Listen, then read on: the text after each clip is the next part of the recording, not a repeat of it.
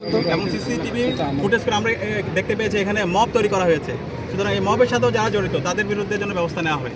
আমরা সবাইকে অনুরোধ করবো ডাকসু নির্বাচনে আমরা যারা প্রার্থীরা আছি সবাই যেন দায়িত্বশীল আচরণ করি।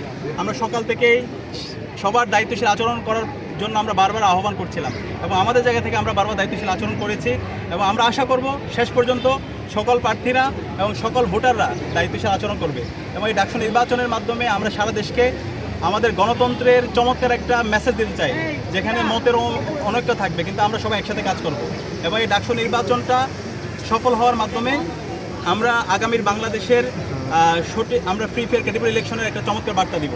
তো আমরা সে জায়গায় সবাইকে অনুরোধ করব বাকি যে সময়টা আছে সেই সময় আমরা সবাই দায়িত্বশীল আচরণ করব এবং একই সাথে আমরা নির্বাচন কমিশনকে অনুরোধ করেছি বিশ্ববিদ্যালয়ে নিরাপত্তা এনশিওর করা দরকার।